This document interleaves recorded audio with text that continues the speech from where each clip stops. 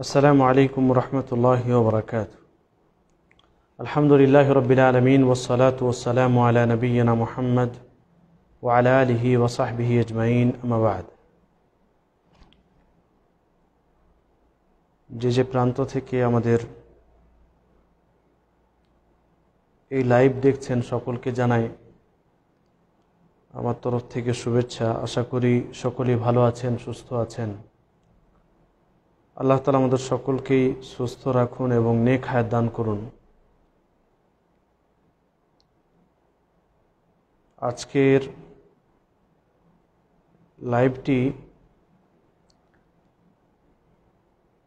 জিলহজ মাসের ফজিলত এবং আমল সম্পর্কে। ইনশাআল্লাহ সামনে যে আমাদের জিলহজ মাস এসে পড়েছে, এই জিলহজ মাসের যে গুরুত্ব রয়েছে, যে ফজিলত রয়েছে এবং যে সমস্ত আমলগুলি আল্লাহ রাসূল সাল্লাল্লাহু আলাইহি ওয়াসাল্লাম করেছেন, সাহাবায়ে কেরামরা করেছেন, সে সমস্ত আমলগুলি সম্পর্কে ইনশাআল্লাহ আজকে জানার চেষ্টা করব। সকলের কাছে অনুরোধ যে আপনারা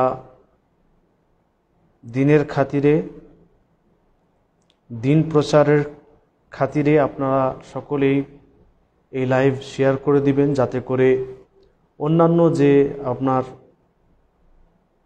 ফেসবুকের বন্ধু বান্ধব রয়েছে তারা জেনে নেবে সম্পর্কে। আপনি যদি দিন প্রচারে একটুতম অল্প যদি সহযোগিতা করেন তাহলে ইনশাআল্লাহ এটার সওয়াব পাবেন, নেকি পাবেন। ফলে সকল ভাইয়ের কাছে অনুরোধ, যারা এখন লাইভ দেখছেন বা পরে ভিডিও দেখবেন, ভিডিওটি শেয়ার করার চেষ্টা করবেন, যাতে করে অন্যান্য আপনার বন্ধু বান্ধবদের কাছে এই ভিডিও পৌঁছে যায় এবং জিলহজ মাস সম্পর্কে যে আলোচনা হবে সেই আলোচনা যেন তারাও শুনে উপকৃত হয়। আল্লাহ সুবহানাহু ওয়া তাআলা তিনি বিশেষ কিছু মাস, বিশেষ কিছু সময় এবং সপ্তাহের ভিতরে বিশেষ দিন, বছরের মধ্যে বিশেষ কিছু দিন, এগুলোকে ফজিলতপূর্ণ করেছেন।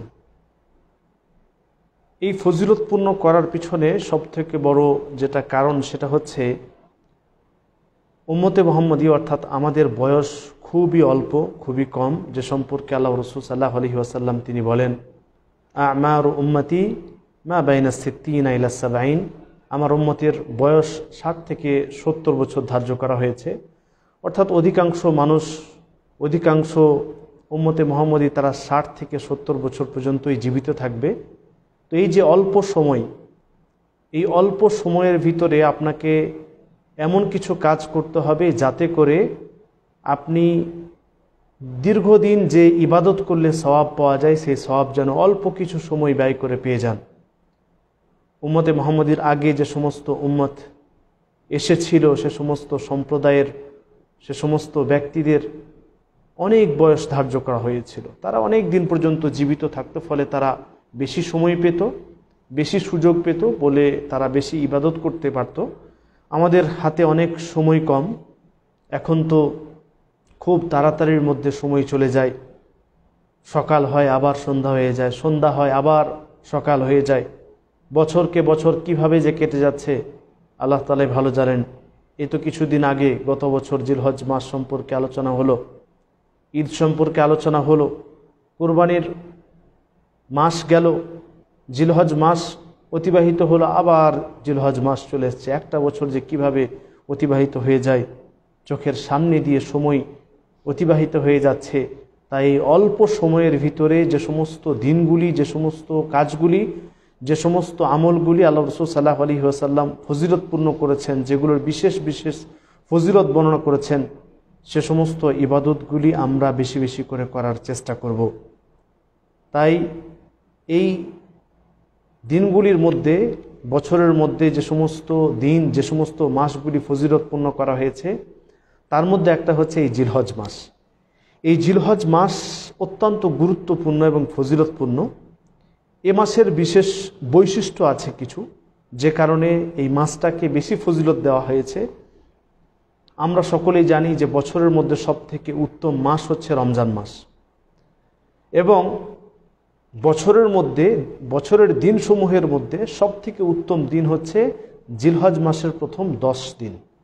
তো এই দিনগুলি আমাদের কাছে গুরুত্বপূর্ণ হতে হবে, এবং এই দিনগুলো অবহেলা করে সময় এভাবে অতিবাহিত করে দিলে চলবে না, বরং এ সময়ে যে সমস্ত ইবাদতগুলি আল্লাহ রাসূল সাল্লাল্লাহু আলাইহি ওয়াসাল্লাম করেছেন, সাহাবা ইকরামরা করেছেন, সে সমস্ত ইবাদতগুলি করার চেষ্টা করতে হবে। এই জিলহজ মাসকে ফজিলতপূর্ণ করার পিছনে কয়েকটি কারণ রয়েছে। তার মধ্যে প্রথম হচ্ছে এই জিলহজ মাস হচ্ছে 4টি যে সম্মানিত মাস আছে, সেই 4টি সম্মানিত মাসের মধ্যে একটি মাস। 4টি সম্মানিত মাস আমরা সকলেই জানি যে জিলহজ মাস এটা হচ্ছে একটা হারাম মাসের মধ্যে, অর্থাৎ সম্মানিত মাসের মধ্যে একটা, যে সম্পর্কে পবিত্র কোরআনে সূরা তওবার মধ্যে আল্লাহ সুবহানাহু ওয়া তাআলা উল্লেখ করেছেন। এবং এই জিলহজ মাসটি আরও ফজিলতপূর্ণ হয়ে যায় এভাবে যে এই জিলহজ মাসেই হজের মতো এত বড় একটি ইবাদত, ইসলামের একটি রুকুন আদায় করা হয়। হজের মতো এত বড় ইবাদত এই জিলহজ মাসেই আদায় করা হয়। যদিও জিলহজ মাসের আগে থেকে প্রস্তুতি শুরু হয়, কিন্তু আসল যে হজের কার্যকর্ম রয়েছে সেগুলো কিন্তু এই জিলহজ মাসেই আদায় করা হয়। তাই এই জিলহজ মাসটি আমাদের জন্য গুরুত্বপূর্ণ। এভাবেই এই জিলহজ মাস হচ্ছে এমন যে এই মাসেই কুরবানির মতো একটি ঐতিহাসিক ইবাদত করা হয়, যে কুরবানিটা দীর্ঘদিন ধরে চলে আসছে। আমরা সকলেই জানি ইব্রাহিম আলাইহিস সালাতু ওয়াস সালামের ঘটনা, তখন থেকে এই কুরবানি চলে আসছে, এবং রাসূলুল্লাহ সাল্লাল্লাহু আলাইহি ওয়াসাল্লাম তিনি এটাকে অব্যাহত রেখেছেন, এবং এই জিলহজ মাসেই এই কুরবানির মতো ইবাদত আদায় করা হয়। ফলে এই জিলহজ মাস অত্যন্ত গুরুত্বপূর্ণ এবং ফজিলতপূর্ণ। জিলহজ মাস সম্পূর্ণ ফজিলতপূর্ণ হলেও জিলহজ মাসের যে প্রথম 10 দিন, 1 তারিখ থেকে নিয়ে 10 তারিখ পর্যন্ত, ইয়ামুন নাহার অর্থাৎ কুরবানির দিন পর্যন্ত, এই দিনগুলো আবার বিশেষ করে গুরুত্ব রয়েছে। প্রথমত আল্লাহ সুবহানাহু ওয়া তাআলা তিনি এই 10 দিনের কসম খেয়েছেন। আর আমরা অনেকেই জানি যে আল্লাহ সুবহানাহু ওয়া তাআলা যখন কোনো বিষয়ে, কোনো জিনিসের কসম খেয়ে থাকেন, শপথ নেন, তখন সেই জিনিসের গুরুত্ব ফজিলত বুঝান। তো জিলহজ মাসের প্রথম 10 দিনের কসম খেয়েছেন ওয়াল ফাজর ওয়া লায়ালিন আশর। আল্লাহ সুবহানাহু ওয়া তাআলা তিনি এখানে যে ওয়া লায়ালিন আশর, এখান থেকে মুরাদ, এখান থেকে উদ্দেশ্য হচ্ছে জিলহজ মাসের প্রথম 10 দিন। তো এই 10 দিনের কসম খেয়েছেন, ফলে এই জিলহজ মাসের প্রথম 10 দিনের ফজিলত এই আল্লাহ তাআলার কসম খাওয়া থেকে বোঝা যায়। দ্বিতীয় হচ্ছে এই জিলহজ মাসের প্রথম 10 দিন আল্লাহ তাআলার কাছে সব থেকে উত্তম দিনসমূহের মধ্যে। দুনিয়াতে যত দিন আছে 365 দিন ইংরেজি হিসাবে, আর আরবি হিসাবে 360 দিন। তো এই যে দিন রয়েছে, এই দিনগুলোর মধ্যে একসাথে যদি ধরা যায় তাহলে সব থেকে গুরুত্বপূর্ণ এবং ফজিলতপূর্ণ দিন হচ্ছে জিলহজ মাসের প্রথম 10 দিন, যেটা 2-1 দিন পরেই আসছে। রাসূলুল্লাহ সাল্লাল্লাহু আলাইহি ওয়াসাল্লাম তিনি বলেন, যে হাদিসটি ইমাম আলবানী রাহমাতুল্লাহ আলাইহি সহিহুল জামের মধ্যে নিয়ে এসেছেন এবং সহিহুত তারগিব ওয়া তারহিবের মধ্যেও রয়েছে। রাসূলুল্লাহ সাল্লাল্লাহু আলাইহি ওয়াসাল্লাম তিনি বলেন, আফজালু আইয়ামিদ দুনিয়া আইয়ামুল আশর। এই যে 10 দিন, তো দুনিয়ার দিন সমূহের মধ্যে এই 10 দিন, জিলহজ মাসের প্রথম 10 দিন হচ্ছে সব থেকে উত্তম। সব থেকে উত্তম হচ্ছে এই 10 দিন। ফলে এই 10 দিন যে কোনো ধরনের ইবাদত আপনাকে করতে হবে, যাতে করে এই দুনিয়ার বুকে যে ফজিলতপূর্ণ এবং সব থেকে উত্তম দিনগুলিতে আপনার সময় ভালোভাবে অতিবাহিত হয়। এভাবেই আল্লাহ রাসূল সাল্লাল্লাহু আলাইহি ওয়াসাল্লাম তিনি স্পষ্টভাবে বলেছেন যে আল্লাহ সুবহানাহু ওয়া তাআলার কাছে অন্যান্য দিনের তুলনায় সব থেকে বেশি প্রিয় হচ্ছে এই 10 দিনের আমল। আপনি এই 10 দিন যে সমস্ত ভালো কাজগুলি করবেন, এটা আল্লাহ সুবহানাহু ওয়া তাআলার কাছে সব থেকে পছন্দনীয়।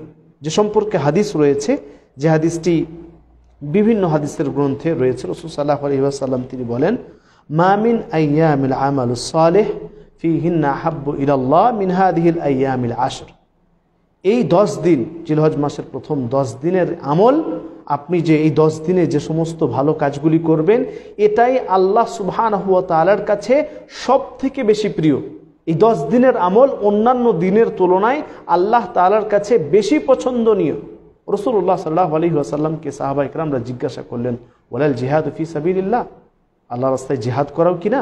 রাসূল সাল্লাল্লাহু আলাইহি ওয়াসাল্লাম তিনি স্পষ্ট ভাষায় বললেন, ওয়ালাল জিহাদু ফি সাবিলিল্লাহ, আল্লাহর রাস্তায় জিহাদ করাও না। আল্লাহর রাস্তায় জিহাদ করাটাও এত উত্তম না যত উত্তম আপনি এই 10 দিনের যে সমস্ত ভালো কাজগুলি করবেন সেগুলো। এই হাদিসের মধ্যে বিশেষভাবে কোন ইবাদতগুলি করবেন সেগুলোর বর্ণনা নেই, কিন্তু খাসভাবে কিছু আমল আছে। কিন্তু আপনি যে কোনো ধরনের ভালো কাজ এই 10 দিনে করবেন, সেটাই আল্লাহ তাআলার কাছে পছন্দনীয় হবে। এমনকি জিহাদের থেকেও বেশি উত্তম বললেন আল্লাহ রাসূল সাল্লাল্লাহু আলাইহি ওয়াসাল্লাম। কিন্তু রাসূল সাল্লাল্লাহু আলাইহি ওয়াসাল্লাম শুধু ওই ব্যক্তির জন্য তিনি ইস্তেথনা করলেন, তবে ওই ব্যক্তি যে জিহাদের ময়দানে গেছে নিজের জান নিয়ে, নিজের সম্পদ নিয়ে, এবং সে ফিরে আসেনি, অর্থাৎ শহীদ হয়ে গেছেন। তো শহীদ যদি হয়েছে তাহলে তার মর্যাদা আলাদা, কিন্তু জিহাদের থেকেও বেশি উত্তম হচ্ছে এই জিলহজ মাসের আপনার ভালো ইবাদত।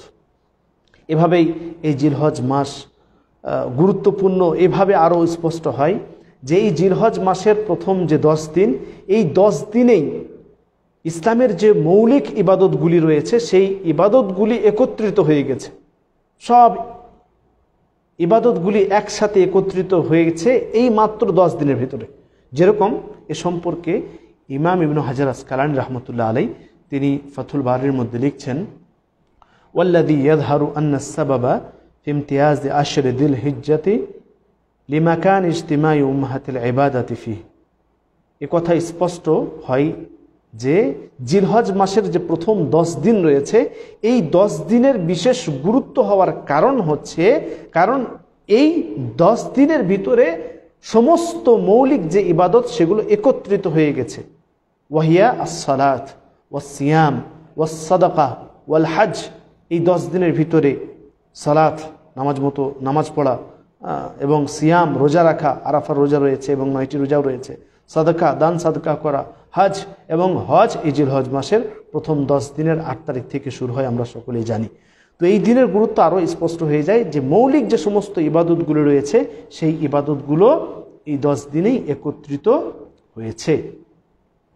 এবং এই 10 দিনের ভিতরে আরও একটি দিন যে দিনে আমরা রোজা রেখে থাকি, সেই দিনটি হচ্ছে আরাফার দিন।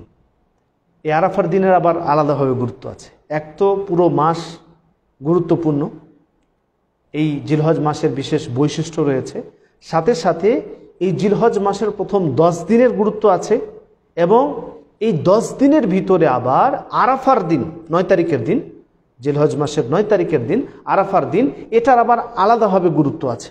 রাসূল সাল্লাল্লাহু আলাইহি ওয়াসাল্লাম তিনি এই দিনগুলির যে গুরুত্ব রয়েছে সেগুলো কিভাবে স্পষ্ট হয় সেগুলো এই হাদিসগুলি থেকে এবং পবিত্র কোরআনের আয়াত থেকে আরও স্পষ্ট হবে, শুনুন। জিলহজ মাসের এই 10 তারিখের ভিতরে যে ইয়াউম আরাফা, আরাফার দিন রয়েছে, এই আরাফার দিনের গুরুত্ব এইভাবে স্পষ্ট হয় যে আমরা সকলেই জানি রাসূলুল্লাহ সাল্লাল্লাহু আলাইহি ওয়াসাল্লামের মৃত্যুর কিছু দিন আগে আরাফার যে ময়দান, বিদায়ী হজ, এই বিদায়ী হজ্জের সময় রাসূলুল্লাহ সাল্লাল্লাহু আলাইহি ওয়াসাল্লামের ওপর একটি আয়াত অবতীর্ণ করে আল্লাহ সুবহানাহু ওয়া তাআলা এই দ্বীন ইসলামকে সম্পূর্ণ করেছেন। আল ইয়াউমা আকমালতু লাকুম দীনাকুম ওয়া আতমামতু আলাইকুম নি'মাতি ওয়া রাদিতু লাকুমুল ইসলাম দীনা। এই আয়াতটি এই দিনেই অবতীর্ণ হয়েছে। এখান থেকে আরও স্পষ্ট হয় যে দ্বীন ইসলামকে সম্পূর্ণ করা হয়েছে আরাফার দিনে। আরাফার দিনে দ্বীন ইসলামকে সম্পূর্ণ করে দেওয়া হয়েছে। এরপরে দিনে না কিছু মাইনাস করা যাবে আর না কোনো কিছু ঢোকানো যাবে। এখান থেকেই সম্পূর্ণ হয়ে গেছে ইসলামী শরীয়ত, এখান থেকেই দ্বীন ইসলাম সম্পূর্ণ করে দেওয়া হয়েছে। এটা আবার আরাফার দিনে। তো আরাফার দিনের গুরুত্ব এবং ফজিলত আছে বলেই এই দিনেই দ্বীন ইসলামকে সম্পূর্ণ করা হলো। দ্বিতীয় হচ্ছে, এই দিনে রাসূল সাল্লাল্লাহু আলাইহি ওয়াসাল্লাম বিদায় হজ্জের সময় যে ভাষণ দিচ্ছিলেন, ভাষণের এক পর্যায়ে রাসূলুল্লাহ সাল্লাল্লাহু আলাইহি ওয়াসাল্লাম তিনি বলেন, তারাকতু ফিকুম আমরাইন, তোমাদের কাছে দুটি জিনিস রেখে গেলাম। এই দুটি জিনিস তোমরা যদি মজবুতির সাথে ধরে থাকো, একদম শক্তভাবে যদি আঁকড়ে ধরো, তাহলে তোমরা কোনোদিন পথভ্রষ্ট হবে না, কোনোদিন তোমরা খারাপ পথে যাবে না, তোমরা কোনোদিন এমন হবে না যে তোমাদের ঠিকানা জাহান্নাম হবে। অর্থাৎ তোমরা দ্বীন ইসলামের ওপর কায়েম ও দায়েম থাকবে। শর্ত হচ্ছে তোমাদের কাছে যে দুটি জিনিস রেখে গেলাম, এই দুটি জিনিস একদম শক্তভাবে ধরতে হবে। সে দুটি জিনিস কি? রাসূলুল্লাহ সাল্লাল্লাহু আলাইহি ওয়াসাল্লাম বললেন, কিতাব আল্লাহ, আল্লাহ তাআলার কিতাব পবিত্র কোরআন, ওয়া সুন্নাত নবিয়্যিহি, এবং নবী মুহাম্মদ রাসূলুল্লাহ সাল্লাল্লাহু আলাইহি ওয়াসাল্লামের সুন্নাত হাদিস। তো এই দুটি হচ্ছে আমাদের জন্য সমস্ত কিছুর জন্য এই দুটি যথেষ্ট। দুনিয়ার জীবনে আপনি যে কোনো পর্যায়ে, যে কোনো জায়গায়, যে কোনো জিনিস করতে যাবেন, এই দুটিকে আপনি আঁকড়ে ধরুন। এবং ইসলামী শরীয়তের যে কোনো বিধান, আপনি দুনিয়াবি জীবনের যে কোনো জিনিস হোক বা আখেরাতের যে কোনো জিনিস হোক, সেটা যদি আপনি কোরআন ও হাদিস থেকে নেন, তাহলে ইনশাআল্লাহ আপনি কোনোদিন পথভ্রষ্ট হবেন না। ইবাদতের ক্ষেত্রে আমরা সকলেই জানি যে ইবাদত কবুল হওয়ার যে মৌলিক দুটো শর্ত রয়েছে, তার মধ্যে একটা হচ্ছে আল্লাহ তাআলাকে খুশি করার উদ্দেশ্যে করা।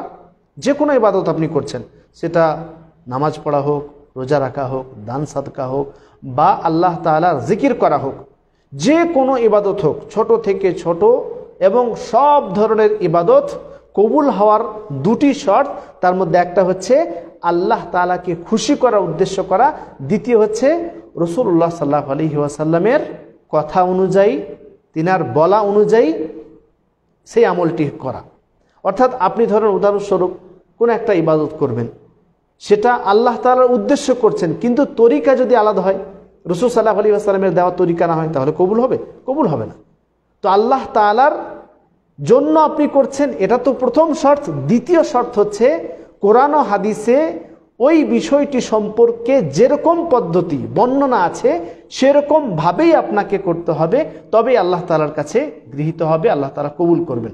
যদি সেটা এরকম হয় যে আপনি নিজে থেকেই ভেবে নিয়েছেন, আপনাকে ওটা ভালো লেগেছে, ওই তরিকা, ওই পদ্ধতি দুনিয়াবি কোনো মানুষের কাছ থেকে, দুনিয়ার কোনো ব্যক্তির কাছ থেকে, যে কোনো একজন লেখকের কাছ থেকে আপনি পেয়ে গেছেন, কোনো একজন গবেষকের কাছ থেকে সেই পদ্ধতি আপনি নিয়েছেন, সেই পদ্ধতিতে আপনি যদি সেই ইবাদতটি করেন, সেই আমলটি করেন, কবুল হবে? কবুল হবে না। সেজন্য এই দুটি জিনিস যে আল্লাহ রাসূল সাল্লাল্লাহু আলাইহি ওয়াসাল্লাম ছেড়ে গেলেন, আমাদের জন্য ঘোষণা করলেন, এই দিনটা ছিল কোন দিন? এই দিনটা ছিল আরাফার দিন। তাই এই আরাফার দিনের বিশেষ ফজিলত এই হাদিস থেকে আরও স্পষ্ট হয় যে পবিত্র কোরআন এবং রাসূল সাল্লাল্লাহু আলাইহি ওয়াসাল্লামের সুন্নাত, পবিত্র কোরআন এবং আহাদিসে সহিহ হাদিস হচ্ছে এমন যে এই দুটি হচ্ছে আমাদের জন্য সংবিধান। আমাদের জীবন চলার পথে এটাই হচ্ছে পাথেয়। আমাদের যা কিছু প্রয়োজন, যা কিছু সমস্যা, সমস্ত জিনিসের সমাধান হচ্ছে এই দুটি জিনিসের মধ্যে। এই দুটি জিনিস সংবিধান, এটা এই আরাফার দিনেই আল্লাহ রাসূল সাল্লাল্লাহু আলাইহি ওয়াসাল্লাম ঘোষণা দিয়েছেন। ফলে এই আরাফার দিনের আরও গুরুত্ব বোঝা যায়। তৃতীয় হচ্ছে যে এই দিনটি এত গুরুত্বপূর্ণ হওয়ার পিছনে আরও একটি বড় কারণ, সেটি হচ্ছে আল্লাহ সুবহানাহু ওয়া তাআলা তিনি এই দিনে, এই আরাফার দিনে যত মানুষকে জাহান্নাম থেকে মুক্তি দেন, অন্য কোনো আর দিনে দেন না। সব থেকে বেশি মানুষদেরকে জাহান্নাম থেকে মুক্তি দেন, জাহান্নাম থেকে পরিত্রাণ দেন, সেই দিনটা হচ্ছে আরাফার দিন। ফলে এই আরাফার দিনের বিশেষ গুরুত্ব এখান থেকে বোঝা যায়, যে সম্পর্কে হাদিস রয়েছে সহিহ মুসলিমের মধ্যে। আল্লাহ রাসূল সাল্লাল্লাহু আলাইহি ওয়াসাল্লাম তিনি বলেন, মা মিন ইয়াউমিন আকসারা মিন আন ইউতিকাল্লাহু ফি আবদান মিনান নার মিন ইয়াউমি আরাফা। আরাফার দিন আল্লাহ সুবহানাহু ওয়া তাআলা যত মানুষকে, যত বান্দাদেরকে জাহান্নাম থেকে মুক্তি দেন, আর অন্য কোনো দিনে দেন না। ফলে এই হাদিস থেকে আরও স্পষ্ট যে আরাফার দিনের বিশেষ গুরুত্ব আছে, আরাফার দিনের বিশেষ ফজিলত আছে। এই ফজিলতপূর্ণ দিনটা এভাবেই অতিবাহিত হতে দিলে হবে না। এই দিন আবার আসবে কি আসবে না কোনো গ্যারান্টি আছে? আগামী বছর আপনি আরাফার দিন আবার পাবেন কি পাবেন না? এখন আরও কয়েকদিন বাকি আছে, এখন তো জিলহজ মাস ঢুকেনি। তো এই যে জিলহজ মাস 9 তারিখ আসবে, আরাফার দিন আসবে, এই আরাফার দিনটাই আমাদের মধ্য থেকে অনেক ব্যক্তি পাবো কি পাবো না আমরা নিজেই জানি না। তো এর গুরুত্ব জানার পরেও, এর ফজিলত জানার পরেও যদি ওই দিনের আপনি গুরুত্ব না দেন, ওই দিনে যে সমস্ত ইবাদতগুলি আল্লাহ রাসূল সাল্লাল্লাহু আলাইহি ওয়াসাল্লাম বলেছেন এবং আল্লাহ তাআলা বর্ণনা করেছেন, সেগুলো যদি আপনি না করেন, তাহলে সেই দিনের গুরুত্ব, সেই দিনের ফজিলত জেনে আপনার লাভ কি হলো? সেই দিনের বিশেষ গুরুত্ব এবং ফজিলত জানার পর আমাদের ওপর ওয়াজিব হচ্ছে যে সেই আরাফার দিন ওই সমস্ত কাজগুলি বেশি বেশি করে করব, যে কাজ আল্লাহ রাসূল সাল্লাল্লাহু আলাইহি ওয়াসাল্লাম করেছেন, রাসূল সাল্লাল্লাহু আলাইহি ওয়াসাল্লামের সাহাবা একরামগণ করেছেন, অধিকাংশ জায়গায় দেখতে পাওয়া যায়। আসলে এটা ঈদের আগের দিন তো, যাকে আমরা চাঁদ রাত অনেকে বলি, অথচ এটা চাঁদ রাত না, কেননা জিলহজ মাসের 1 তারিখে চাঁদ উঠে যায়। তো এই যে ঈদের আগের দিন, এই ঈদের আগের দিন আমরা কি করি? কুরবানির সময়, ঈদের সময় তো বিভিন্ন কেনাকাটাতে ব্যস্ত থাকি এবং নিজের মানে রূপচর্চা আরও ইত্যাদি এ সমস্ত জিনিসগুলোতে আমরা ব্যস্ত থাকি, পোশাক কেনাতে, শপিং করাতে ব্যস্ত থাকি, মার্কেটে যাই, ঈদের দিন কি খাবেন, কি করবেন, ওগুলোতে ব্যস্ত থাকেন। এবং কুরবানি ঈদেও আবার এরকম ধরনের ব্যস্ততাতে আমরা দিনটাকে অতিবাহিত করে দিই। কুরবানির সময় আমাদের মাংস খেতে হবে, গোশত খেতে হবে, মশলা ইত্যাদি ক্রয় করা, আরও ইত্যাদি যে সমস্ত জিনিসগুলো কিনতে হয়, এগুলো যে কিনা নিষেধ তা না, কিন্তু এগুলোতেই আপনি পুরো দিনটাই অতিবাহিত করে দিচ্ছেন, অথচ সেই দিনটার বিশেষ গুরুত্ব আছে, ফজিলত আছে, সেটা আপনার খেয়ালই নেই। সেদিন আপনি রোজাও রাখলেন না, সেদিনের যে সমস্ত ইবাদতগুলি আছে সেগুলো করলেনই না। একটু পর ইনশাআল্লাহ আলোচনা করছি যে আরাফার দিন এবং বিশেষ করে এই 10 দিন যে সমস্ত ইবাদতগুলি করতে হবে, সেই ইবাদতগুলোর মধ্যে কমপক্ষে 2-3টা তো আপনি করবেন। আরাফার দিনের মধ্যে যে সমস্ত ইবাদতগুলি আল্লাহ রাসূল সাল্লাল্লাহু আলাইহি ওয়াসাল্লাম করেছেন, সাহাবা একরামরা করেছেন, সেগুলোর মধ্যে 2-1টা তো আপনি করবেন, সব যদি না করতে পারেন। কিন্তু আমাদের মধ্যে অনেকেই দেখা যায় বাস এরকমভাবেই আমরা সময় অতিবাহিত করে দিচ্ছি। জেনে রাখুন যে এই সময় যে অতিবাহিত হয়ে যাচ্ছে এটা আর কোনো দিন ঘুরে আসবে না। ফলে যেই দিন, যেই সময়টা আল্লাহ সুবহানাহু ওয়া তাআলা গুরুত্বপূর্ণ করেছেন, ফজিলতপূর্ণ করেছেন, সেটার গুরুত্ব দিন। তো যেটা বলছিলাম যে এই দিন, আরাফার দিন, সব থেকে বেশি মানুষদেরকে জাহান্নাম থেকে মুক্তি দেওয়া হয়। ফলে এই দিনের গুরুত্ব এবং ফজিলত আছে বলেই আল্লাহ সুবহানাহু ওয়া তাআলা সব থেকে বেশি মানুষদেরকে জাহান্নাম থেকে মুক্তি দেন। আমাদের মধ্য থেকে অনেক ব্যক্তি, তারা হয়তো তাদের খারাপ আমল, তাদের বদ অভ্যাস, তাদের অনেক এমন কাবাইর গুনাহের কারণে হয়তো জাহান্নামে যাওয়া লাগতে পারে। ফলে আমরা এই আরাফার দিন ওই সমস্ত ব্যক্তিদের যেন অন্তর্ভুক্ত হয়ে যায় যে সমস্ত ব্যক্তিদেরকে জাহান্নাম থেকে মুক্তি দেওয়া হবে। আমরা দোয়া করব এবং বিশেষ ওই দিনের আমরা যেন যেই দোয়াগুলি আল্লাহ রাসূল সাল্লাল্লাহু আলাইহি ওয়াসাল্লাম করেছেন, যেই আমলগুলি করেছেন, সেগুলো যেন আমরা বেশি বেশি করে করব। এভাবেই এই আরাফার দিনের গুরুত্ব আরও স্পষ্ট হয় যে এই দিনের আবার বিশেষভাবে দোয়া আছে। ওই দোয়াটি আমরা সকলেই পড়ব এবং সকলেই মুখস্থ করার চেষ্টা করব। দোয়া অনেক সহজ। রাসূল সাল্লাল্লাহু আলাইহি ওয়াসাল্লামের হাদিস আগে শুনুন কি দোয়া এবং কেন পড়তেন। রাসূল সাল্লাল্লাহু আলাইহি ওয়াসাল্লাম তিনি বলছেন যে আরাফার দিনের দোয়া হচ্ছে সবথেকে উত্তম দোয়া। আরাফার দিনের দোয়া হচ্ছে সবথেকে শ্রেষ্ঠ দোয়া, সকল দোয়ার শ্রেষ্ঠ দোয়া হচ্ছে আরাফার দিনের দোয়া। রাসূল সাল্লাল্লাহু আলাইহি ওয়াসাল্লাম তিনি বলছেন খায়রুদ দুআই দুআউ ইয়াউমি আরাফা, আরাফার দিনের দোয়া সর্বশ্রেষ্ঠ দোয়া। ফলে রাসূল সাল্লাল্লাহু আলাইহি ওয়াসাল্লাম তিনি বলছেন খায়রু মা কুলতু আনা ওয়ান নাবিয়্যুনা মিন ক্বাবলি, আমি যেই দোয়াটি পড়েছি, যেই দোয়াটি পড়ছি এবং আমার পূর্বের যে সমস্ত নবীগণ এসেছেন তারাও আবার এই দোয়াটি পড়েছেন। দোয়াটি কি? দোয়াটি হচ্ছে লা ইলাহা ইল্লাল্লাহু ওয়াহদাহু লা শারীকা লাহু লাহুল মুলক ওয়া লাহুল হামদু ওয়া হুয়া আলা কুল্লি শাইইন কাদির। এই দোয়াটি আমরা সকলেই মুখস্থ করব, সকলেই মুখস্থ করব। যারা এখন আমার ভিডিও দেখছেন বা পরে দেখবেন, আমার সাথে সাথে আপনারা রিপিট করুন, যাতে করে এই দোয়া যদি মুখস্থ না থাকে তাহলে মুখস্থ হয়ে যাবে। লা ইলাহা ইল্লাল্লাহ, এটা তো সবার মুখস্থ। লা ইলাহা ইল্লাল্লাহ ওয়াহদাহু লা শারীকা লাহু লাহুল মুলক ওয়া লাহুল হামদ ওয়া হুয়া আলা কুল্লি শাইইন কাদির। এর অর্থ, অনেকে আবার দোয়া পড়ি দোয়ার অর্থ বুঝি না, দোয়া পড়ি দোয়ার অর্থ বুঝি না। আমাদের থেকে হতভাগার কে হবে? কোন উম্মত হবে? কোন মানুষ হবে যার 24 ঘন্টার ভিতরে যে সমস্ত বাক্য, যে সমস্ত সেন্টেন্স, যে সমস্ত কথাগুলি তার মুখ থেকে বের হয় সেগুলোর সবটাই বুঝে, শুধুমাত্র দোয়া বাদ দিয়ে। মানে দোয়ার বেলায় অবহেলা। দোয়া শুধু আপনি বুঝেন না, যে সমস্ত দোয়া আপনি নামাজের মধ্যে পড়েন বা অন্যান্য সময় তাসবিহ করেন, জিকির করেন, সেগুলোরই অর্থ শুধু বুঝেন না, বাকি দুনিয়ার সব কিছু বুঝেন আপনি। সব সেন্টেন্স, সব বাক্য আপনি বুঝতে সক্ষম, সব কিছু বোঝার চেষ্টা করেন, কিন্তু আপনি যে দোয়া বলছেন, যে সূরা পড়ছেন, যে আপনার মুখ থেকে দোয়াগুলি বের হচ্ছে, সেগুলোর অর্থ আপনি কেন বুঝেন না? চেষ্টা করতে হবে যে সমস্ত দোয়াগুলি আপনি প্রত্যেক দিন পড়েন বা নামাজের মধ্যে পড়েন, সে সমস্ত দোয়াগুলির অর্থ বোঝা। তাহলে এই দোয়ার অর্থ কি? আরাফার দিন আমরা যে দোয়া পড়ব সেই দোয়ার অর্থ কি? সেই দোয়াটি হচ্ছে, প্রথমে এই দোয়ার অর্থ বুঝুন, তাহলে একটি ইমানি অনুভূতি আছে, সেই ইমানি অনুভূতি জাগবে। দোয়া কি? দোয়া হচ্ছে রাসূল সাল্লাল্লাহু আলাইহি ওয়াসাল্লাম তিনি বলছেন, লা ইলাহা ইল্লাল্লাহ, আল্লাহ ব্যতীত কোনো সত্য মাবুদ নেই। আল্লাহ ব্যতীত কোনো সত্য মাবুদ নেই, এটার অর্থ যখন বুঝতে পারবেন তখন একটা ইমানি অনুভূতি জাগবে আপনার মধ্যে। আপনি তখন স্বীকার করছেন যে লা ইলাহা ইল্লাল্লাহ, আল্লাহ ব্যতীত কোনো সত্য মাবুদ নেই। যত মাবুদ দুনিয়ার বুকে দেখছেন যাদের ইবাদত করা হয় তারা সব বাতিল। আল্লাহ তাআলা সারা, আল্লাহ তাআলা হচ্ছেন হক। আল্লাহ তাআলা এই যে ইমানি অনুভূতি, এর অর্থটা যখন জানবেন তখন বুঝতে পারবেন। তো লা ইলাহা ইল্লাল্লাহ যখন আরাফার দিনে আমরা দোয়া পড়ব তখন অর্থ বুঝে পড়ব। লা ইলাহা ইল্লাল্লাহ, আল্লাহ ব্যতীত কোনো সত্য মাবুদ নেই। লা ইলাহা ইল্লাল্লাহ, এটা বারবার পড়বেন আর বারবার সেই অনুভূতি জাগবে যদি আপনি এর অর্থ বুঝেন। যখন পড়বেন তখন এই অনুভূতি জাগতে হবে, আপনি বিশ্বাস করছেন যে আল্লাহ ব্যতীত কোনো সত্য মাবুদ নেই। ওয়াহদাহু লা শারীকা লাহ, তিনি একক অদ্বিতীয়। লা শারীকা লাহ, তিনার কোনো অংশীদার নেই, কোনো কিছুতেই তিনার কোনো অংশীদার নেই। এটার অর্থ যখন বুঝবেন তখনই তো আপনার ইমানি অনুভূতি জাগবে, ইমানি জজবা আপনার মধ্যে জেগে যাবে। তাই আমাদের উচিত আমরা প্রত্যেকটি দোয়া যেগুলো পড়বো সেগুলো অর্থ বুঝবো। লা ইলাহা ইল্লাল্লাহ, আরাফার দিন যে দোয়া পড়বো সে দোয়ার অর্থ হচ্ছে লা ইলাহা ইল্লাল্লাহ, আল্লাহ ব্যতীত কোনো সত্য মাবুদ নেই। ওয়াহদাহু লা শারীকা লাহ, আল্লাহ তিনি একক অদ্বিতীয়। লা শারীকা লাহ, তিনার কোনো অংশীদার নেই। লাহুল মুলক, তারই জন্য রাজত্ব, তারই রাজত্ব।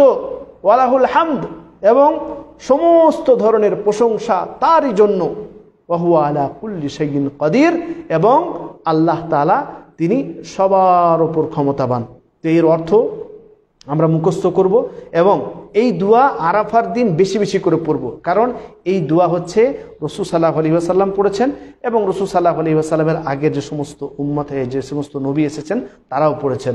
ফলে আমরা এই দোয়াটি মুখস্থ করব এবং আরাফার দিন বারবার পড়ব। যে কোনো সময়, কোনো সময় এর নির্ধারিত নেই যে আপনি সকালে পড়বেন, নামাজের পরে পড়বেন, জি না, যখনই আপনার মনে আসবে, যখনই আপনি সময় পাবেন।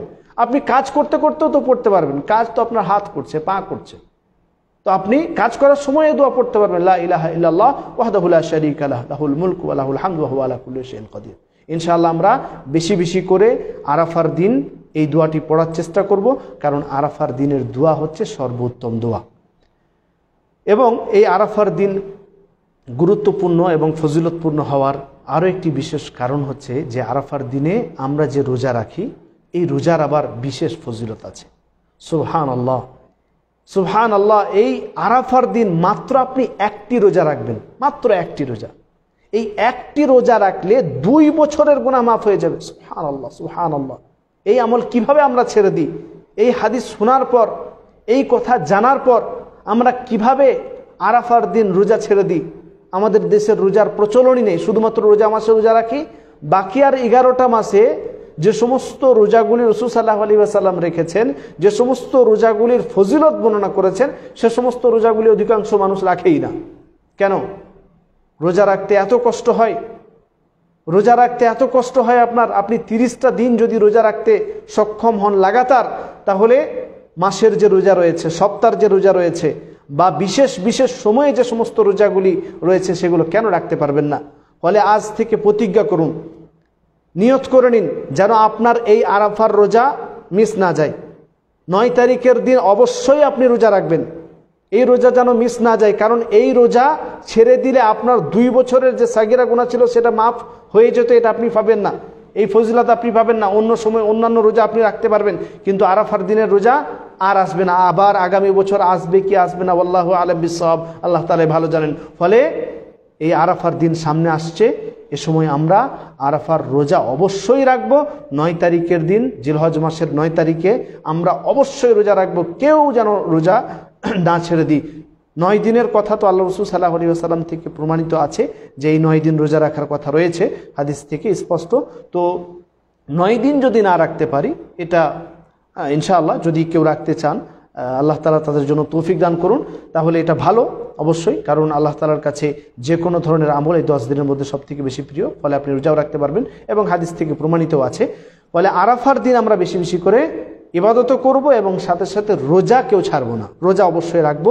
রাসূল সাল্লাল্লাহু আলাইহি ওয়াসাল্লাম তিনি বলেন, সিয়ামু ইয়াউমি আরাফাতা আহতাসিবু আলাল্লাহ আন ইউকাফফিরা আস-সানাতাল্লাতী ক্বাবলাহু ওয়াস-সানাতাল্লাতী বা'দাহু। আল্লাহ রাসূল সাল্লাল্লাহু আলাইহি ওয়াসাল্লাম তিনি বলছেন আরাফার দিনের রোজা, আরাফার দিনের সিয়াম, আমি আল্লাহ তাআলার ওপর বিশ্বাসী, আল্লাহ তাআলার ওপর আশা রাখি যে তিনি বিগত 1 বছর এবং আগামী 1 বছর 2 বছরের সাগীরা গুনাহ মাফ হয়ে যাবে। সুবহানাল্লাহ, সুবহানাল্লাহ। কত ধরনের গুনাহ যে আমাদের থেকে হয়েছে আল্লাহ তাআলাই ভালো জানেন, জেনে অজেনে না জানি কত ধরনের গুনাহ করেছি। কাবিরা গুনাহ করলে তো অবশ্যই তওবা করতে হবে, তওবাতুন নাসুহা করতে হবে, এটা হচ্ছে শর্ত কাবিরা গুনাহ মাফের জন্য। তো কাবিরা গুনাহ করে থাকলে তো অবশ্যই আপনাকে তওবা করে নিতে হবে। কিন্তু সাগীরা গুনাহ যে আমাদের থেকে কত গুনাহ হয়ে থাকে, কত যে গুনাহের পাহাড় হয়ে গেছে, এই গুনাহগুলো মাফ করার জন্য সুবহানাল্লাহ, আল্লাহ তাআলা এত বড় একটি ফজিলত দিয়েছেন। আল্লাহ তাআলা আপনার জন্য শুধুমাত্র বলেন যে একদিন আপনি রোজা রাখেন, বেশি নয়, 5টা 10টায় আপনাকে 20টা রোজা রাখতে হবে না, মাত্র একটা রোজা রাখবেন, একদিন রোজা রাখবেন, আর 2 বছরের সমস্ত সাগীরা গুনাহ মাফ হয়ে যাবে। সুবহানাল্লাহ। ইনশাআল্লাহ আমরা আরাফার দিন রোজা রাখার চেষ্টা করব। এখানে একটি বিষয় যে আমরা শুনলাম, আল্লাহ রাসূল সাল্লাল্লাহু আলাইহি ওয়াসাল্লাম তিনি বললেন যে আরাফার দিনের যে গুরুত্ব রয়েছে এবং এই 10 দিনের যে গুরুত্ব রয়েছে সেটা দুনিয়ার সব থেকে উত্তম দিন সমূহের মধ্যে।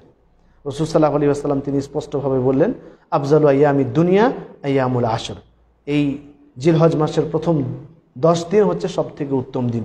এখন আমাদের প্রশ্ন জাগতে পারে যে এই 10 দিন বেশি উত্তম না রমজান মাসের শেষ দশক বেশি উত্তম? আমরা সকলে জানি যে রমজান মাসের শেষ দশকে লাইলাতুল কদর রয়েছে, মহামন্বিত রাত, যে রাতের ফজিলত আমরা সকলেই শুনেছি, সকলেই জানি। তো এই যে রমজান মাসের শেষ দশকের রাত বেশি গুরুত্বপূর্ণ না জিলহজ মাসের প্রথম 10 দিন বেশি গুরুত্বপূর্ণ? এ সম্পর্কে শেখুল ইসলাম ইমাম ইবনে তাইমিয়া রাহমাতুল্লাহ আলাইহি তিনি কি বলছেন শুনুন একটু। তিনি বলছেন আইয়ামু আশরি যিলহিজ্জা আফদালু মিন আইয়ামিল আশর মিন রমাদান। রমজান মাসে দেখেন ভালো করে শুনুন, রমজান মাসের যে শেষ দশক আছে, রমজান মাসের শেষ দশকের দিনগুলি, রাতগুলি নাই, রমজান মাসের শেষ দশকের দিনগুলির থেকে বেশি উত্তম জিলহজ মাসের প্রথম 10 দিন। 10 দিন, এটা দিনগুলি, রাতগুলির কথা বলছেন না, 10 দিন বেশি উত্তম। সকালের সন্ধ্যার আগ পর্যন্ত যে দিনগুলি, সেই দিনগুলি হচ্ছে বেশি উত্তম, কারণ এই দিনের বেলাতে সমস্ত ধরনের এই 10 দিনের ভিতরে সব কাজ করা হয়, রোজা হোক, আরাফার দিন হোক, আরাফার রোজা হোক, তারপর কুরবানি করা হোক, সমস্ত ধরনের কাজ দিনের বেলায় হয়। তাই শেখুল ইসলাম তাইমিয়া রাহমাতুল্লাহ আলাইহি তিনি কি বলছেন যে রমজান মাসের শেষ দশকের দিনগুলির থেকে বেশি উত্তম হচ্ছে জিলহজ মাসের প্রথম 10 দিন, এবং জিলহজ মাসের প্রথম 10 রাতের থেকে বেশি উত্তম হচ্ছে রমজান মাসের শেষ দশকের রাতগুলি। শেষ দশকের রাতটা হচ্ছে বেশি উত্তম রমজান মাসের, এবং জিলহজ মাসের যে প্রথম 10 দিন 10 রাত রয়েছে এই রাতগুলির থেকে। স্পষ্ট হলো? তাহলে আমরা বুঝে নিলাম যে দুনিয়ার বুকে সব থেকে যে উত্তম দিনগুলো রয়েছে, এখানে যে রাসূল সাল্লাল্লাহু আলাইহি ওয়াসাল্লাম হাদিসের মধ্যে বলেন আফজালু আইয়ামিদ দুনিয়া আইয়ামুল আশর, দুনিয়ার বুকে যে সমস্ত দিন রয়েছে দিনসমূহের মধ্যে সব থেকে উত্তম হচ্ছে জিলহজ মাসের প্রথম 10 দিন। তো দিনগুলি, রাতগুলি না, দিনগুলি হচ্ছে দুনিয়ার বুকে সব থেকে উত্তম, আর রাত হচ্ছে 10 রাত, সেটা হচ্ছে রমজান মাসের শেষ দশকের রাতগুলি। এরপরে আমরা জিলহজ মাসের প্রথম 10 দিনের যে সমস্ত আমলগুলি আছে সেই আমলগুলি সংক্ষিপ্তভাবে জানব। আমরা তো অনেকগুলি আমল বুঝতে পারলাম, এই ফজিলতগুলি থেকে আরও স্পষ্ট হলো, যেরকম যে কোনো ধরনের আম ইবাদত করবেন, কারণ রাসূল সাল্লাল্লাহু আলাইহি ওয়াসাল্লাম তিনি স্পষ্ট করলেন যে আল্লাহ তাআলার কাছে এই 10 দিনের আমল হচ্ছে সব থেকে বেশি প্রিয়, এবং রোজা রাখার কথাটাও স্পষ্ট হলো। জিলহজ মাসের প্রথম 10 দিনের যে সমস্ত আমলগুলি করব সেগুলো ওলামা ইকরামগণ 2 ভাগে ভাগ করেছেন।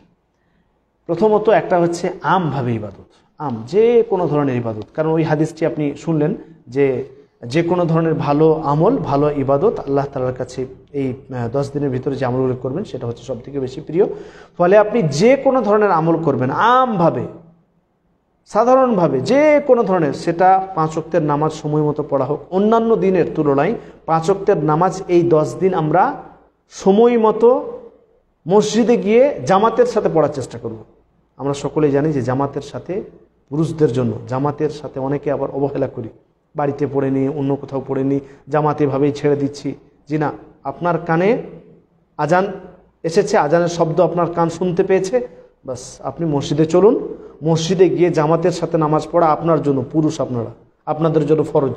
ফলে অবশ্যই পুরুষরা নিজের পুরুষত্ব বজায় রাখতে হলে আপনারা পুরুষের ওপর ফরজ, ফলে অবশ্যই মসজিদে যেতে হবে, মসজিদে গিয়ে জামাতের সাথে নামাজ পড়তে হবে। ঘর কোনো নামাজই হলে হবে না, ঘরের ভিতরে নামাজ পড়লে হবে না, ঘরের কোণে নামাজ পড়বেন, এটা চলবে না শরীয়তে। ফলে 5 ওয়াক্তের নামাজ আমরা জামাতের সাথে যেন একদম পাবন্দির সাথে যেন পড়তে পারি সময় মতো, সেটার চেষ্টা করতে হবে এই 10 দিনে। এভাবেই আমভাবে যে সমস্ত ইবাদতগুলি করবো সেগুলোর মধ্যে একটা হচ্ছে সুন্নত ইবাদত, সুন্নত নামাজ, যাকে আমরা সুনানুর রাওয়াতিব বলি বা সুন্নতে মুআক্কাদা বলি। এই সুনানুর রাওয়াতিব, সুন্নতে মুআক্কাদা সম্পর্কে সকলেই শুনেছেন হাদিস। রাসূল সাল্লাল্লাহু আলাইহি ওয়াসাল্লাম তিনি বলেছেন, মান সাল্লা ফি ইয়াউমিন ওয়া লাইলাতিন 13 রাকাতান, যে ব্যক্তি দিনে রাত্রে 24 ঘন্টার ভিতরে 5 ওয়াক্ত নামাজের আগে পড়ে যে 12 রাকাত সুন্নত পড়বে, সেই ব্যক্তির জন্য রাসূল সাল্লাল্লাহু আলাইহি ওয়াসাল্লাম বলেছেন, বুনিয়া লাহু বাইতুন ফিল জান্নাহ, জান্নাতে সে ব্যক্তির জন্য একটি ঘর নির্মাণ করা হবে। সুবহানাল্লাহ। ফলে এই 5 ওয়াক্ত নামাজের আগে পড়ে যে সমস্ত সুন্নতগুলি আছে সেগুলো আমরা অবশ্যই পড়ার চেষ্টা করব। অন্য সময় আমরা ছেড়ে দিই অনেক সময়, অথচ ছেড়ে দিলে গুনাহ হবে না, কিন্তু অভ্যাস করে নেওয়া ঠিক না। সুন্নত নামাজ আপনাকে পড়ার চেষ্টা করতে হবে, এবং বিশেষ করে জিলহজ মাসের প্রথম 10 দিন আপনি বিশেষ করে আপনি সুন্নত নামাজগুলি পড়বেন। যেরকম ফজরের পূর্বে 2 রাকাত সুন্নত পড়তে হয়, ফজরের পূর্বে তার আবার আলাদা ফজিলত আছে 2 রাকাত সুন্নতের, তো সেদিকে যাচ্ছি না। ফজরের পূর্বে আপনি 2 রাকাত পড়বেন। জোহরে টোটাল 6 রাকাত সুনানুর রাওয়াতিব, 6 রাকাতের মধ্যে 4 রাকাত পূর্বে 2 রাকাত করে পড়ুন, এটা উত্তম। এবং তারপরে ফরজ নামাজের পরে 2 রাকাত পড়ুন। আসরে কোনো সুনানুর রাওয়াতিব নেই। মাগরিবের পরে 2 রাকাত এবং এশার পরে 2 রাকাত, এই টোটাল 12 রাকাত আপনি ডেলি পড়ার চেষ্টা করুন, আমভাবে প্রত্যেক দিন পড়ার চেষ্টা করুন। এবং বিশেষভাবে জিলহজ মাসে আপনি অবশ্যই জিলহজ মাসের প্রথম 10 দিন সুনানুর রাওয়াতিবগুলো চেষ্টা করুন। এভাবেই দান সদকাহ করা, আরও বিভিন্ন ধরনের ইবাদত হচ্ছে সেগুলো করা, আরও যে কোনো ধরনের আম ইবাদত, এবং যত ধরনের পাপ কাজ আছে, যত ধরনের গুনাহের কাজ আছে, যত ধরনের অশ্লীল কাজ আছে, যত ধরনের কাবাইর আছে, অবৈধ হারাম কাজ আছে, সে সমস্ত কাজগুলি থেকে বিরত থাকতে হবে। ভালো কাজ করতে হবে, এই 10 দিনের ভিতরে অন্যান্য দিনের তুলনায় বেশি বেশি করে করার চেষ্টা করতে হবে।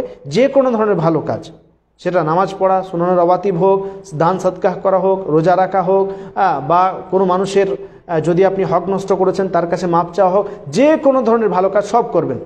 সব ধরনের ভালো কাজ আপনার থেকে হতে হবে। বাস এই 10 দিন বেশি বেশি করে ভালো কাজ করবেন।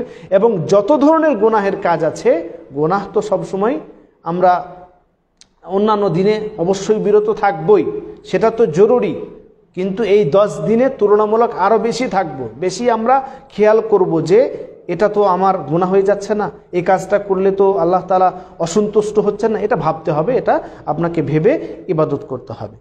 আর খাসভাবে জিলহজ মাসের প্রথম 10 দিনের ইবাদতগুলির মধ্যে একটা হচ্ছে খাসভাবে কি হজ করা। যে সমস্ত মুসলিমদের ওপর সামর্থ্য রয়েছে শারীরিক এবং আর্থিক, তাদের ওপর হজ ফরজ, তো হজ অবশ্যই করতে হবে। হজ যখনই ফরজ হয়ে যাবে তখনই আদায় করতে হবে। আমাদের দেশের অধিকাংশ মানুষ দেখতে পাওয়া যায় তার হয়তো 35 বা 40 বা 50 বছর বয়সে হজ ফরজ হয়ে গেছে, কিন্তু সে আসে না। আসে কখন? সেই একদম বয়স্ক হয়ে যাবে, সেই একদম দাদু বয়সের হয়ে যাবে, যখন 65-70 হয়ে যাবে, তখন একদম লাটাতে হাতে লাঠি নিয়ে মক্কাতে আসবে। এইগুলো আমাদের একদম বদ অভ্যাস, এগুলো ভালো অভ্যাস না। আপনি কেন, যখন আপনার ফরজ হয়েছে তখন কেন আসেন? আপনার 40-45 বছর বয়সে, 35-40 বছর বয়সে, যখন আপনি একদম ভালো জওয়ান ছিলেন, যখন আপনি বিশেষভাবে সমস্ত ধরনের ইবাদত ভালোভাবে করতে পারতেন, তখন কেন আসেন? এখন আপনি এসেছেন, এসে ভিড়ের মধ্যে না ভালোভাবে ইবাদত করতে পারছেন, আর না কোনো কিছু করতে পারছেন, এই সময় আসছেন। হ্যাঁ, আপনার ওপর যদি 70 বছর বয়সে হজ ফরজ হয়, তখন যদি আপনার আর্থিক সামর্থ্য থাকে, তাহলে সেটা আলাদা বিষয়, তাহলে ভিন্ন বিষয়, তাহলে আপনি তখনই আসবেন। কিন্তু আপনার 35-40 বছর বয়সে হজ ফরজ হয়ে গেছে, আর আপনি আসছেন একদম, সে বয়স্ক হয়ে যাচ্ছেন, দাদু হয়ে যাচ্ছেন, নানা হয়ে যাচ্ছেন, তখন আসছেন। জি না, এটা ঠিক না। আমাদের উপর যখন হজ ফরজ হয়ে যাবে তখন আমরা আসবো এবং হজ আদায় করব। দ্বিতীয় আমল হচ্ছে সিয়াম পালন করা। রাসূল সাল্লাল্লাহু আলাইহি ওয়াসাল্লাম থেকে স্পষ্টভাবে হাদিস বর্ণিত রয়েছে যে রাসূল সাল্লাল্লাহু আলাইহি ওয়াসাল্লাম এই 9 দিন তিনি রোজা রেখেছেন।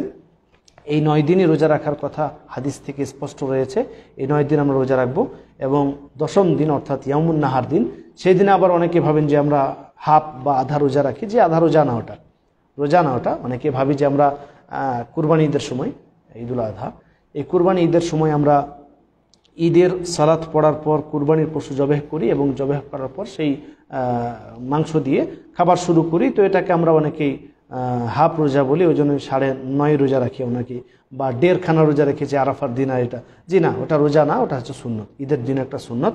আর রোজা হচ্ছে হয় 9টি আপনি রোজা রাখুন, 9টি যদি না রাখতে পারেন তাহলে কমপক্ষে একটা অবশ্যই রাখুন, সেটা হচ্ছে জিলহজ মাসের 9 তারিখ আরাফার দিন। এই দিনে রোজা অবশ্যই রাখবেন, কারণ 2 বছরের আপনার গুনাহ মাফ হয়ে যাবে।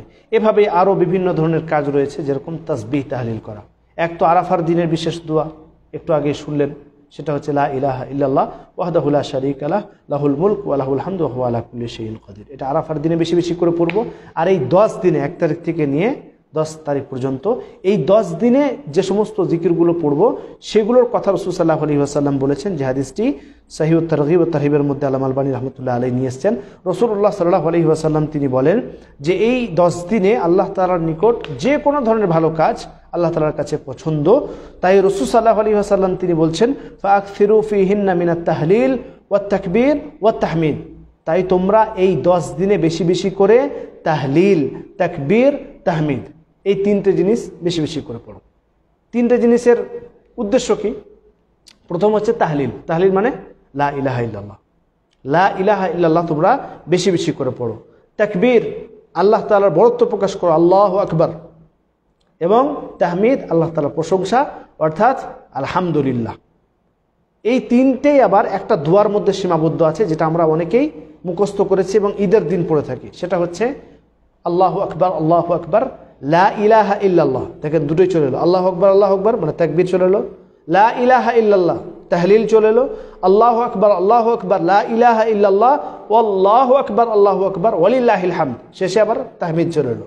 তাহলে এই 3টে, যে 3টির কথা রাসূল সাল্লাল্লাহু আলাইহি ওয়াসাল্লাম বলেন যে এই 10 দিন তোমরা বেশি বেশি করে পড়ো, সেই 3টি এই দোয়ার মধ্যে সীমাবদ্ধ।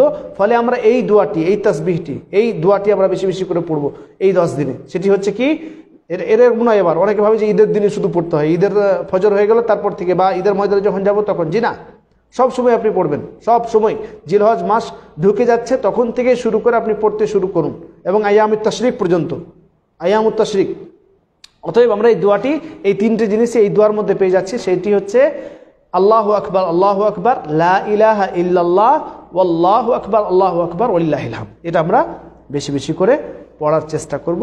এবং এই 10 দিনের ভিতরে যে সমস্ত কাজগুলি করে তার মধ্যে একটা হচ্ছে ঈদের সলাত। ঈদের সলাত আমরা পড়তে যাই সকলেই। এবং কুরবানির দিনই হচ্ছে সবথেকে বেশি উত্তম। অনেকেই দ্বিতীয় দিন বা তৃতীয় দিন করে থাকেন, কিন্তু প্রথম দিনই হচ্ছে উত্তম। এভাবেই তাকবীর পড়ার কথাও রয়েছে। এখানে তো রাসূল সাল্লাল্লাহু আলাইহি ওয়াসাল্লাম জিকির, যে কোনো ধরনের জিকির করার কথা বললেন, এবং জিকিরের মধ্যে তাহলিল, তাকবীর এবং তাহমিদের কথা বললেন, এবং তাকবীর বেশি বেশি করে পড়ার জন্য বলেছেন। তাকবীর আমরা আল্লাহু আকবার এটাও পড়তে পারি, এবং অন্যান্য তাসবিহ করতে পারি, অর্থাৎ আল্লাহ তাআলার বড়ত্ব প্রকাশ করতে পারি। এবং হাজিগণ যারা হজ করতে এসেছেন তারা তো লাব্বাইক আল্লাহুম্মা লাব্বাইক, লাব্বাইক লা শারীকা লাক, এটা পড়বেনই, এটা তো তাদেরকে পড়তেই হবে। এভাবেই আরও বিভিন্ন ধরনের কাজ আছে। তার মধ্যে আরও একটি গুরুত্বপূর্ণ সেটা শেষেই বলি, সেটা হচ্ছে এই 10 দিন চুল নখ কাটা থেকে বিরত থাকতে হবে। এখন জিলহজ মাস ঢুকেনি, চাঁদ উঠেনি, তো চাঁদ ওঠার আগেই আপনার মোচ বা নখ যদি কাটার প্রয়োজন পড়ে, নখ, বগলের নিচের পশম, নাভির নিচের পশম ইত্যাদি, এইগুলো আপনি চাঁদ ওঠার আগে আগে কেটে ফেলুন। চাঁদ ওঠার আগে আগে, জিলহজ মাস ঢুকবে তার আগে আগেই কেটে নিন। কেটে নেওয়ার পর এই 10 দিন চুল, নখ, বগলের পশম, নাভির নিচের পশম এগুলো কিছুই কাটবেন না একদম। যদি কাটার প্রয়োজনই পড়ে আপনার, তাহলে কখন কাটবেন? 10 তারিখের দিন, ঈদের দিন, কুরবানির দিন, যখন আপনি কুরবানি করে ফেলবেন তখন। এটা হচ্ছে যেই ব্যক্তি কুরবানি করবে, কুরবানি দিচ্ছে, কুরবানির ভাগ অংশ নিয়েছে, সেই ব্যক্তির ওপর ওয়াজিব।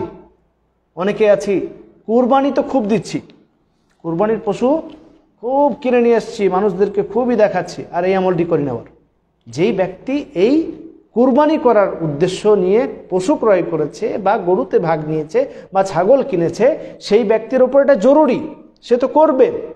কিন্তু আমরা সকলেই, প্রত্যেকটি মুসলিম এই কাজ যদি আমরা করি, অর্থাৎ চুল, নখ ইত্যাদি কাটা থেকে যদি এই 10 দিন বিরত থাকি, যদি কাটার প্রয়োজন পড়ে তাহলে আপনি 29 তারিখে কেটে ফেলুন। 29 তারিখে যখন শেষ দিন, সেদিন আপনি চুল, নখ, মোচ ইত্যাদি, আমাদের অনেকের মোচ তাড়াতাড়ি বেরিয়ে যায়, মোচটাকে কেটে ফেলুন। নখ তো 1 সপ্তাহের মধ্যে 10 দিনের মধ্যে অত বাড়ে না, তাও কাটার প্রয়োজন থাকলে আপনি কেটে ফেলুন। হ্যাঁ, তো এইগুলো কেটে ফেলুন, 29 তারিখে কেটে ফেলুন। এবং আপনার কুরবানি, আপনি যদি কুরবানি দিয়ে থাকেন তাহলে তো আপনার উপর ওয়াজিব। কুরবানি যদি না হয়, বা কুরবানি দিতে সক্ষম না, বা আপনি পরিবারের কোনো সদস্য, আপনার পিতা দিচ্ছে কুরবানি, বা আপনার যিনি গার্জেন তিনি দিচ্ছেন, আপনি তো কুরবানি দিচ্ছেন না, তো আপনার আমার জন্য কি, আপনার আমার জন্য তো জরুরি না, আপনার আমার জন্য জরুরি না। যদি কেউ চুলনখ এগুলো থেকে বিরত না থাকে তাহলে গুনাহগার হবে না, কিন্তু অবশ্যই আমরা এই কাজটি, এই আমলটি করব, অর্থাৎ বিরত থাকব কি উদ্দেশ্যে? আল্লাহ তাআলার সন্তুষ্টির উদ্দেশ্যে। যদি কোনো ব্যক্তি আল্লাহ তাআলার সন্তুষ্টির উদ্দেশ্যে এই 10 দিন চুল, নখ এবং বগলের পশম ইত্যাদি যেগুলো রয়েছে সেগুলো থেকে কাটার থেকে বিরত থাকে, তাহলে রাসূল সাল্লাল্লাহু আলাইহি ওয়াসাল্লাম তিনি বলছেন যে সম্পূর্ণ একটি কুরবানি করার সমান সওয়াব পাবেন। সুবহানাল্লাহ, সম্পূর্ণ কুরবানি করার সমান সওয়াব পাবেন। তাই আমরা ইনশাআল্লাহ চেষ্টা করব কি, চেষ্টা করব যে আমরা যারা কুরবানি দিতে সক্ষম হচ্ছি তারা তো অবশ্যই, কিন্তু যারা কুরবানি দিতে পারছি না, কমসে কম এই আমলটি করব। কুরবানি দিতে পারছি না, কুরবানি দেওয়ার অর্থ নেই, বা পরিবারের সদস্য, তা আমরা এই 10 দিন চুল, নখ কাটা থেকে বিরত থাকব, যাতে করে আমরাও কুরবানি করার সমান সওয়াব পেয়ে যাই। ইনশাআল্লাহ আমরা চেষ্টা করব। আল্লাহ তাআলা আমাদের সকলকে তৌফিক দান করুন। এভাবেই আমাদের আরও বিভিন্ন ধরনের ইবাদত রয়েছে, যেগুলো আমরা অনেকেই বিভিন্ন জায়গা থেকে শুনেছি, পড়েছি। আল্লাহ তাআলার কাছে দোয়া করি আল্লাহ তোমাদের সকলকে এই 10 দিনে বেশি বেশি করে ইবাদত করার, এবং যে সমস্ত ইবাদতগুলো রাসূল সাল্লাল্লাহু আলাইহি ওয়াসাল্লাম করেছেন, সাহাবায়ে কেরামরা করেছেন, সেগুলি করার তুমি তৌফিক দান করুন। আমিন। তাকাব্বাল রাব্বুল আলামিন। আসসালামু আলাইকুম ওয়া রাহমাতুল্লাহি ওয়া বারাকাতুহু।